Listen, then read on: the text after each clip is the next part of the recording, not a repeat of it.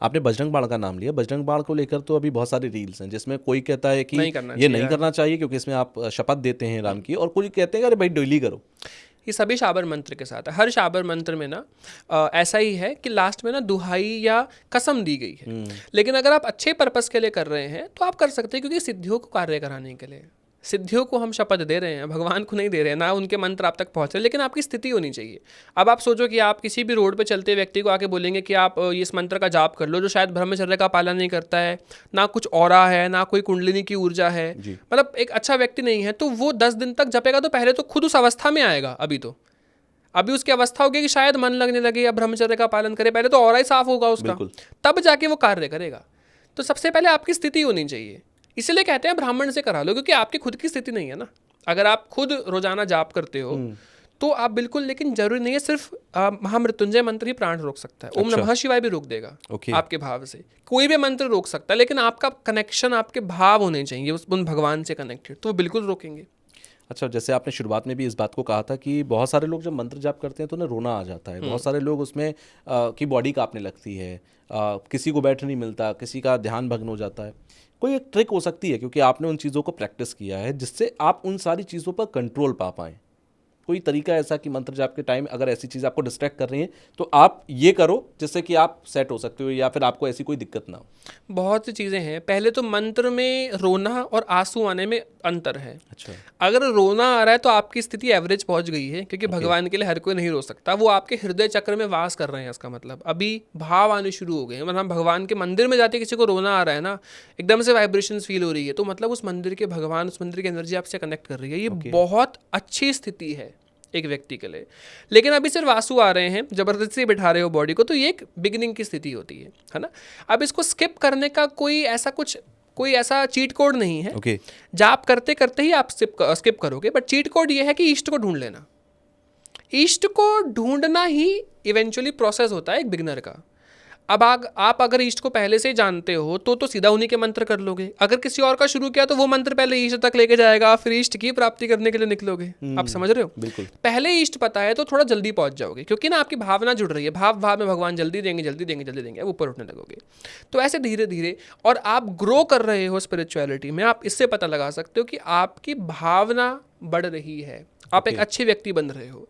क्योंकि हमारे अंदर ना एक आवाज़ आती है जिसको अंतरात्मा की आवाज़ कहते हैं, जो कि हर गलत कार्य करने पर, चोर को चोरी करते वक्त भी पता है वो गलत कर रहा है, बिल्कुल, और एक पुलिस को क्राइम करते वक्त या किसी को पकड़ते वक्त भी पता है कि शायद ये अपराधी नहीं है, तो एक मन के अंदर एक आवाज़ है, वो आपकी आत्मा की आवाज़ है।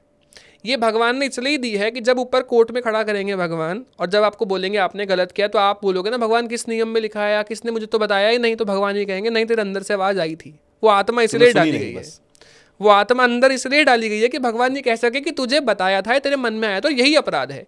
इसीलिए प्लान्ड किया हुआ अपराध और सडन हो जाने वाले अपराध में अंतर है। अब चींटी आ रही थी, अब मैंने जबरदस्ती मारी तो मुझे सजा मिलेगी, गलती से मर गई तो सजा नहीं मिलेगी, क्योंकि आपके मन में ग्लानि नहीं आएगी गलती से मरने पर कि अरे गलती हो गई थी, है ना। लेकिन जानबूझ के मारा तो मन में आवाज आ रही नहीं मारना, मार दिया।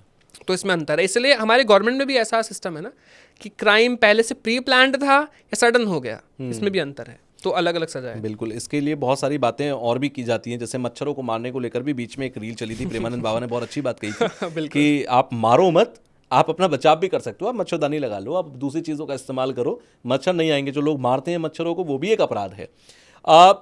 थोड़ा सा इसको मैं और एलिवेट करता हूँ, इस पूरे बात को, इस विषय को। मंत्र जाप करते करते या मंत्रों को करते करते ये भी कहा जाता है कि ध्यान में बहुत ताकत है, ध्यान में बहुत शक्ति है। भगवान विष्णु ध्यान में है, योग निद्रा में है, भगवान शिव युगों युगों तक ध्यान में रहते हैं। ध्यान आपकी इस ऊर्जा को, आपकी इस एनर्जी को कितना बढ़ाता है, और ध्यान करना भी आसान नहीं, क्योंकि ध्यान ही सबसे मुश्किल है। तो ये ध्यान की शुरुआत कहाँ से होती है? ध्यान स्टेज 2 है। ओके। जो जाप नहीं करता वो ध्यान नहीं लगा सकता। ओके। क्योंकि आपकी स्थिति बैठने लायक होगी नहीं। अब मैं एक व्यक्ति उठा के ले आऊँ, बोलूँ 5 मिनट तक बैठो, नहीं बैठ पाएगा, परेशान होगा, टांगे हिलाएगा, या मुझे उठना है, मुझे जाना है, क्योंकि माइंड में थॉट्स आएंगे आपके एकदम से, अरे काम करना है, ये काम रह गया, वो काम रह गया, वो काम रह गया, ये सब माइंड में आने लगता है।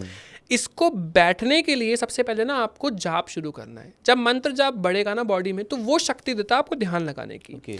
मंत्र जाप से आप कॉस्मिक एनर्जी कलेक्ट कर रहे हो, ध्यान में उस कॉस्मिक एनर्जी को यूज कर रहे हो। उसे यूज कहाँ करना है वो आपके माइंड पर डिपेंड करता है। अब मैं यही बात कहता हूँ कि देवी माँ का मंत्र तो एक ही है, जैसे एक है ओम ऐं ह्रीं क्लीं चामुंडाय विच्चे, इससे कौन सी माँ प्रसन्न होंगी डिपेंड करता है आपके ध्यान पे। अब आप ध्यान लगा रहे हैं माँ ज्वाला जी पर तो उनकी एनर्जी को आप कनेक्ट करेंगे, आप ध्यान लगा रहे हैं माँ चिंतपूर्ण जी पर तो उनकी एनर्जी को कनेक्ट करोगे, या इस महाविद्या पर। तो ध्यान बहुत इंपॉर्टेंट है।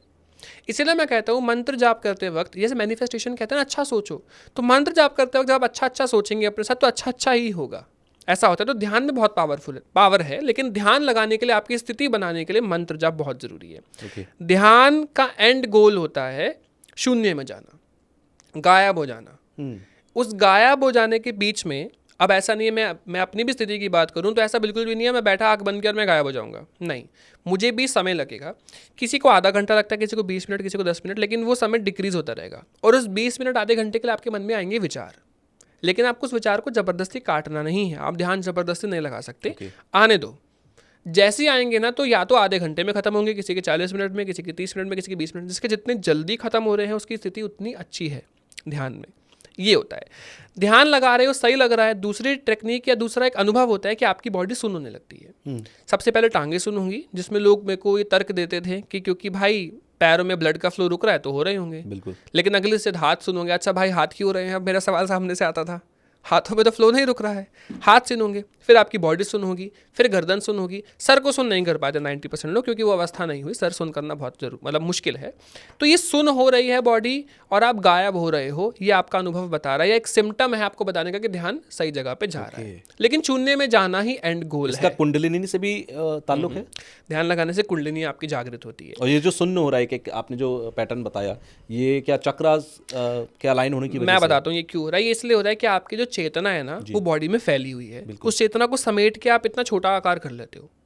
हमारी बॉडी में जो कुंडलिनी है ना, ये बहुत से लोगों को नहीं पता है, हमारी कुंडलिनी सुषुम्ना नाड़ी में है। 3 नाड़ियां मेन है, ईड़ा, पिंगला, सुषुम्ना। बिल्कुल। सुषुम्ना नाड़ी के अंदर कुंडलिनी है, लेकिन सुषुम्ना के अंदर के और नाड़ियां हैं। सुषुम्ना के अंदर वज्र नाड़ी है, वज्र में चित्र है, चित्र में ब्रह्मा है। लेकिन आप सोचो कि पाइप के अंदर एक पाइप है, उसके अंदर एक पाइप है, तो पाइप छोटा नहीं हो रहा अंदर? बिल्कुल। तो आपको अपनी ऊर्जा को अंदर डालने के लिए पहले छोटा करना पड़ता है। जितना लंबा ध्यान उतना छोटा कर पाओगे आप। तो स्टार्टिंग में आप एक रोटी के आकार का ऊर्जा कर लेते हो, फुटबॉल की तरह, फिर रोटी की तरफ आते हो। आपको उसे करना है होम्योपैथिक की दवाई की गोली जितना, अगर आपको ब्रह्मा नाड़ी में घुसना है तो वो लंबे ध्यान से आप चेतना एकदम, मतलब आपको बॉडी महसूस होनी बंद हो जाएगी। इन शॉर्ट आपको टांगे, आपको लगेगा आप महसूस, तभी तो लोगों को लगता है वो हवा में है, क्योंकि बॉडी नहीं फील हो रही है, आपको लाइट फील कर रहे हो। लेकिन यहीं पर अगर आपको नेगेटिविटी है, ध्यान लगाते भारी फील होने लगेगा और मन में सारे बुरे विचार आने लगेंगे आपको। तो आप पता लगा लो भाई आपको नेगेटिविटी है। इस केस में मैं एक रेमेडी करने को देता हूँ आपको, कपूर विधि हम इसको बोलते हैं। आप 2 क्लोव्स रखो दोनों हाथों में और इसको ऐसे बंद कर लो और ऐसे रख के आसन पर बैठ के चैंटिंग करो 10 मिनट 15 मिनट के लिए। इमेजिन करो बॉडी की सारी नेगेटिविटी हाथ में जा रही है, या बस आप चैंटिंग करते रहो। उसके बाद आप कपूर रखो कटोरी में, जला दो इसको। रोज करो 15 दिन तक। जो भी बॉडी में नेगेटिविटी है वो धीरे धीरे आप देखोगे आपका ऑरा क्लीन हो रहा है, विचार धीरे धीरे बुरे जा रहे हैं, धीरे धीरे ऑटोमेटिकली कम होने लगेगा आपका। बहुत एक्सट्रीम नेगेटिविटी है तो ऑब्वियसली समय ज़्यादा लगेगा, बट थोड़ी बहुत चीज़ें हैं तो वो जल्दी सॉल्व हो जाती है इस छोटी सी रेमेडी। जो लोग ध्यान लगाना शुरू करते हैं उनके मन में ये होता है कि चलो आज 15 मिनट का ध्यान लगाएंगे या 10 मिनट एक टारगेट ले लेते हैं, और लगातार मन में उनके ये भी सवाल आता होगा कि अरे 15 मिनट हो गए क्या, 10 मिनट हो गए क्या, 7 मिनट हो गए क्या, तो क्या ध्यान तो लगता नहीं है। ऐसे में कैसे बैठें, क्योंकि दिमाग तो अपना काम करेगा, लगातार करेगा और बिगनर स्टेज पे तो ज़्यादा करेगा, उसको कैसे रोकना है? आज के समय में किसी के पास टाइम है नहीं ध्यान लगाने का, तो मैं यही कहता हूँ कि आप जाप करते करते ना आंखें बंद करके उस वक्त ध्यान लगाओ।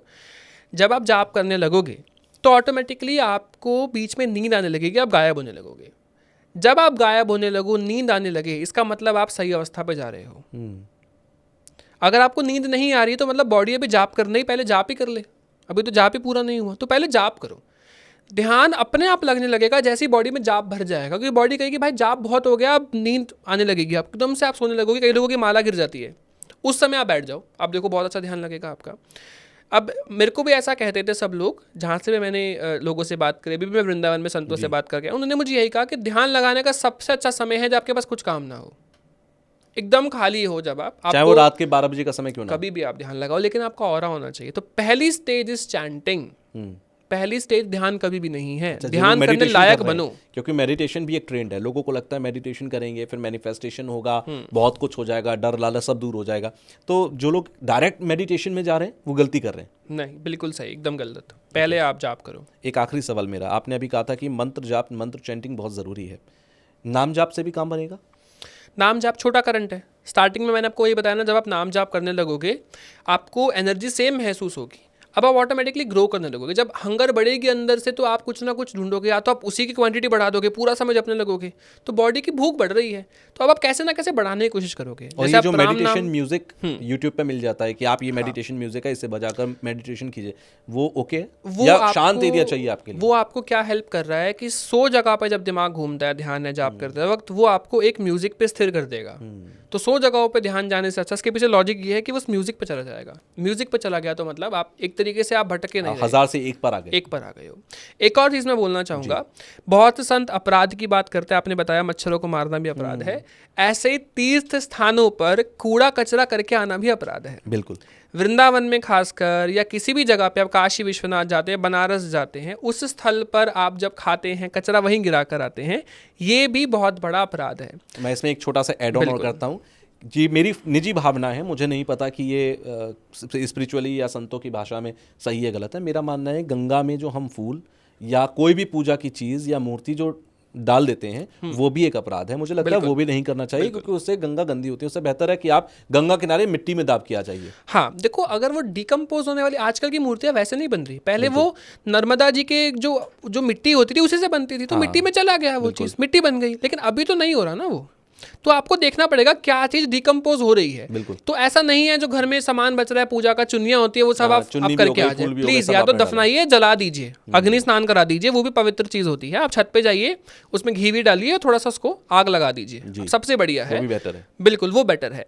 दूसरी चीज, अब की बात जब आप तीर्थ स्थान पे जाएंगे तो वो कूड़ा थोड़ा सा उठा के आइएगा, कि जो पहले जो पाप बन गए हैं आप उसे सुधारिए, ताकि थोड़ी साफ सफाई भी हो जाए और अगली बार से ना करें और सेवा हो जाए। जी बिल्कुल। और ये आई होप आगे संत भी अब जब सुनेंगे या बात पहुंचेगी तो वो भी इन चीज़ों का थोड़ा प्रचार करेंगे। बिल्कुल, बहुत अच्छा लगा मुझे आपसे मिलकर उदित जी, और बहुत सारी चीज़ों पर हमने बहुत नेचुरल और कॉन्वर्सेशनल वे में बात की है। कोई ऐसा नहीं कि टॉपिक उठाया और उस पर बात कर ली। सो आई थिंक बहुत सारे लोगों के बहुत सारे सवाल कवर हुए होंगे, और अगर नहीं हुआ है तो नीचे कमेंट बॉक्स में लिखिए, हम कोशिश करेंगे आके इसको कवर किया जाए। सो आज के लिए बहुत बहुत धन्यवाद आपका। Thank you so much. आखिर में आप हमारे व्यूअर्स से कुछ कहना चाहें तो प्लीज़ बोलिए। बिल्कुल, वही जो तीर्थ वाली स्थान की बात मैंने करी, वहाँ तक तो आप ज़रूर करो। स्थान को साफ रखो, अपने घर को साफ रखो, जैसे आप अपने घर को साफ रखते हो वैसे ही वो जो पूजा का स्थान है वो भी आपके घर की तरह है ना। वहाँ बिहारी जी रहते हैं, कृष्ण जी रहते हैं, माँ रहती हैं, जिस भी स्थान को आप मानते हैं, तो वहाँ की सफाई के अभियान में आप जुड़िए। एक दिन निकाला करें, जब भी आप दर्शन करना चाहते हैं थोड़ी साफ सफाई करके आ जाइए, क्योंकि इतनी सारी पॉपुलेशन है, जब थोड़ा थोड़ा सब साफ करने लगेंगे ना तो वो स्थान साफ हो ही जाएगा। और आगे से गंदा नहीं करना है, इसका भी आप ध्यान रखिएगा। बाकी बहुत बहुत शुक्रिया मुझे बुलाने के लिए। Thank you so much. जय माता दी। जय माता दी।